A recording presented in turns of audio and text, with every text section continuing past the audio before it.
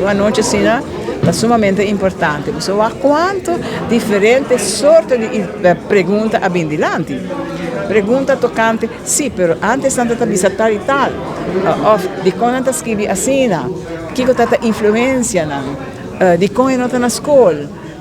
Diferente tipo de pergunta, né? Botar full discussão a trobe riba e valor e importância de papiamento nos idioma materno para o desenvolvimento de nos mês. Mas como ele aceita valor importante de uma noite assim.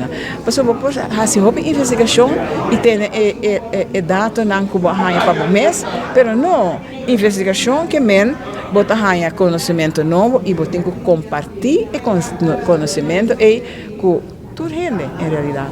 Me tá querer mundo a desenvolver assim tecnicamente e digitalmente que o jovem não interesse a vai totalmente um outro caminho. Então nós bieu nós bieu e geração mais bieu então alanta toch com mais conversação, com mais interação entre gente, mas agora que nós está papia com outro, não está no telefone inteira hora, está escrever mensagem cortico, essa coisa mais estranha.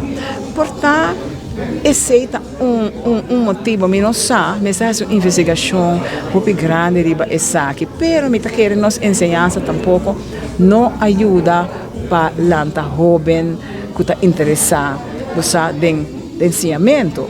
O tipo de me sempre te avisa, o tipo de ensinança que nós temos está quebra hopi ânimo de mucha para seguir estudar, para seguir ganhar sacos.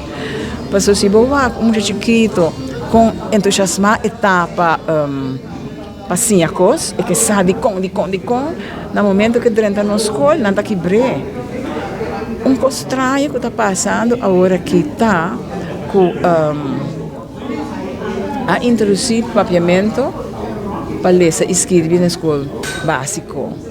Que comita a de gente do departamento de ensinança, mas que está solamente ler e escrever nada na papiamento. Tudo outra coisa aqui na holandês. Então, me está contra quando esse está possível com o departamento de ensinança que está suposto de ser com muita tacinha, está querer que é muita que assim que tacinha lesa e escreve na papiamento, tá se outra coisa na holandês que não sabe.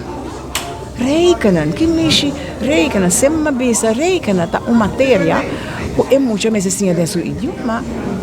Pastora, é matemática e rekenen aritmética tá dentro um idioma abstrato que é muito mas se destruir dentro do idioma para mim é para usar de outro idioma. Então tem coisas mais estranhas que passam de nossa ensinança que está quebra desenvolvimento intelectual de nós funcionários, de nós gente. Então me quer aceita motivo não também que emocional não está interessado no ensinamento de coisas assim aqui. I know que cans papi de Kiko, compreender? Me tem hope medo de nosso futuro.